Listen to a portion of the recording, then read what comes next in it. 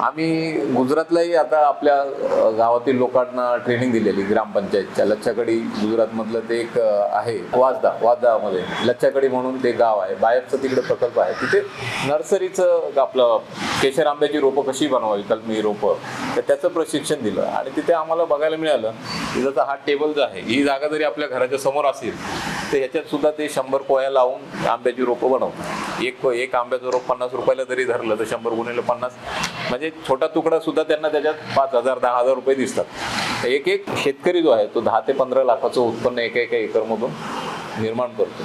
तर ह्या आपल्या लोकांना खूप आवडलं ते की जमिनीकडे बघण्याची दृष्टी कशी. आपल्याकडे अशा पडीक जमिनी किती आहेत, भरपूर आहेत.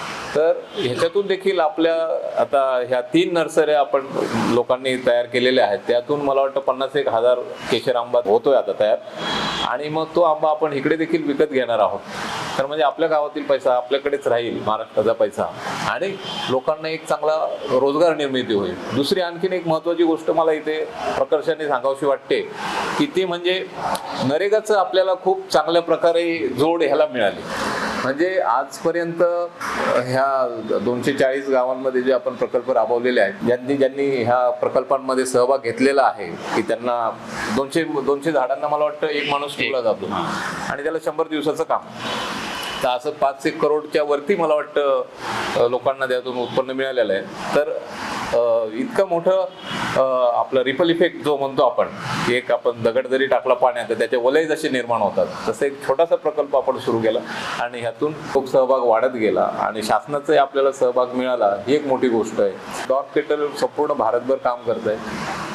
अगदी परफॉर्मिंग आर्ट्स पासून आहे आणि बऱ्याचशा वल्नरेबल कम्युनिटी देखील आहेत, जसं ॲसिड अटॅक सर्वायवल आहे, children with life threatening diseases आहेत, सिनियर सिटीजन आहेत, LGBTQ कम्युनिटी आहे, ब्लाइंड स्टुडंट्स आहेत, त्यांच्यासाठी देखील काम करतं. आणि त्याचप्रमाणे पाण्याच्या याच्यावर फार मोठं काम आहे आपलं. राजस्थान, हरियाणा आणि महाराष्ट्रात इकडे काम आहे. केरळमध्ये आपण जवळपास 30-35 हजार आर्टिस्ट तयार केलेले आहेत. एन्व्हायरमेंटच्या बाबतीत आर्ट, नेचर ऑफ आर्ट हा एक मोठा प्रकल्प आपण हे करतोय, ज्याच्यातून आर्ट सोबत, कलेसोबत पर्यावरणाचं संरक्षण कसं आपल्याला करता येईल, तर तो एक मोठ्या प्रमाणात आहे. दुसरा आणखीन एक प्रकल्प आपण एक मॉडेल बनवतो आहोत, cultivating global citizen through education.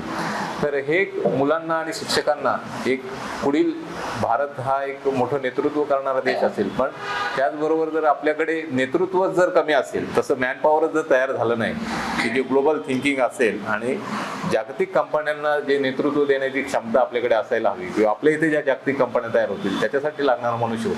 मग त्यासाठी मुलांचं आपलं माइंडसेट कसा तयार व्हावा, एक अलर्ट सिटीजन कसा व्हावा, त्यासाठी देखील आपला तो एक प्रकल्प चाललेला आहे. तर ते मॉडेल तयार झाल्यावर नक्कीच आपण संगमनेरमध्ये पण आपल्या सर्वांच्या आशीर्वादाने आणि मदतीने तेही आपण राबवू. आणि सगळे प्रकल्प आपली मनापासून राबवणार आहेत. आपली सगळी जी टीम आहे ती दिवस रात्र न बघणारी आहे. 3 वाजता जरी झाडाची गाडी आली आहे, 2 वाजता जरी रात्री आली तरी आपली लोक असतात.